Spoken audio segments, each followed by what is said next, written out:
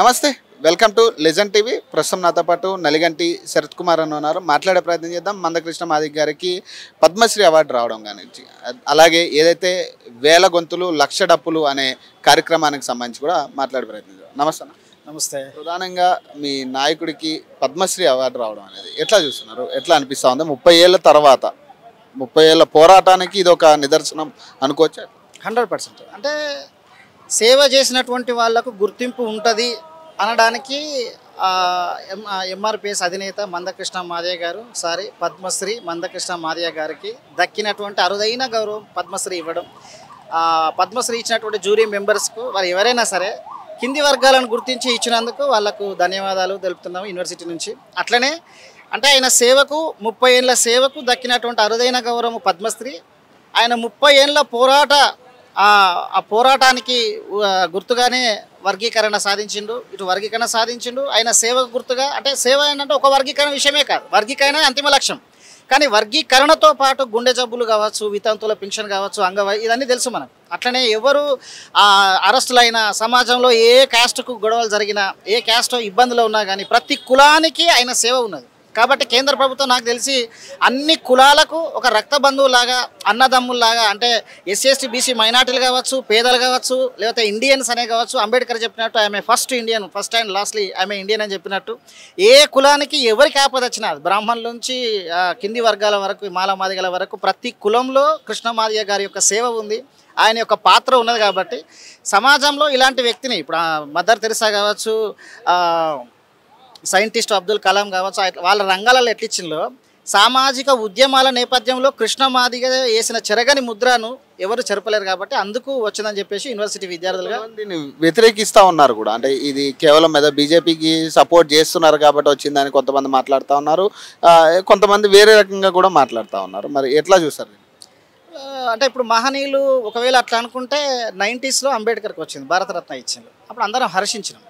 అంటే పార్టీ ఏదైనా కానీ మా నాయకునికి దక్కిన గౌరవం అనేది ఉంటుంది ప్రజలందరికీ, ఎవరికైనా సరే. అప్పుడు జనతా ప్రభుత్వం ఉన్నది, జనతాలో బీజేపీ కూడా ఒక పార్టీ అప్పుడు అనుకుంటే. ఒకవేళ అట్లా అనుకుంటే ఇప్పుడు మనం మహనీయునికి ఇచ్చిందని మనం అగౌరవపరచలేం కదా. అట్లన్నా వాళ్ళ విజ్ఞత కొదిలేయడం తప్ప. ఎందుకనంటే ఒక అవార్డు వచ్చిన తర్వాత దానికి పాజిటివ్ నెగటివ్ ఉంటాయి. కానీ పనిగట్టుకొని విష ప్రచారం చేసేటువంటి వాళ్ళతోటి మనం ఏం మాట్లాడలేము. అంటే ఇప్పుడు వేల గొంతులు లక్ష డప్పులు అనే కార్యక్రమం గురించి ఎట్లా ఉండబోతుంది? దాదాపు అందరి దగ్గరికి వస్తూ ఉంది 7వ తారీఖు. మరి ఎలా ఉండబోతుంది? ఒక పక్క మాలలు కూడా వాళ్ళ ఎజెండాతో వాళ్ళు కూడా ముందుకు వస్తూ ఉన్నారు ఒక కార్యక్రమం నుంచి. మరి ఎలా ఉండబోతుంది మీ కార్యక్రమానికి? ప్రధానంగా ఎలా అంటే దీన్ని నిరసనగా చూసుకోవాలా, లేకపోతే ఒక సభలాగా చూసుకోవాలా, లేకపోతే ఏంటి?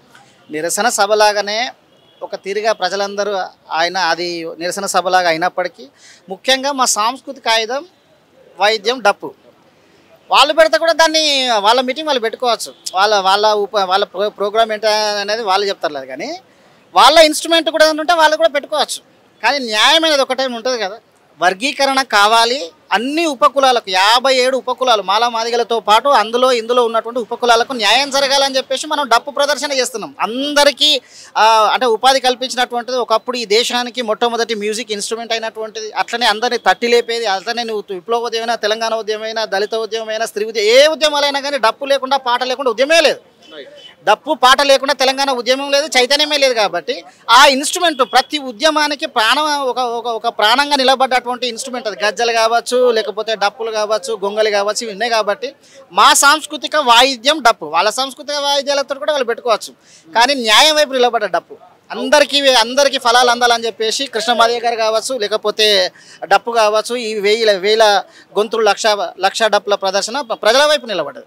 జరుగుతుందంటారా ఎస్సీ వర్గీకరణకు సంబంధించి? అంటే దాదాపు నెలలు కావస్తూ ఉంది. ఆల్రెడీ మీకు వచ్చిన తీర్పు కూడా, అనుకూలంగా వచ్చిన తీర్పు కూడా నెలలు కావస్తూ ఉంది. ప్రభుత్వం కూడా మేము చేస్తామని కూడా నెలలు గడిచినాయి. మరి అంటే అయ్యే పరిస్థితి కనపడతా ఉందా మీకు? 100% అవుతుంది. రేవంత్ రెడ్డి గారు చేస్తానని చెప్పిండ్రు. ఇంతకుముందు ఉన్నటువంటి నోటిఫికేషన్లకు కూడా ఇది వర్తింపజేస్తా అని చెప్పిండ్రు. ఆయన చేస్తానని ఆశాభావం వ్యక్తం చేస్తున్నాం. ఒకవేళ చేయకపోతే కూడా మాదిగల యొక్క ఆగ్రహాన్ని అలా చెవి చూడాల్సి వస్తుంది. Thank you.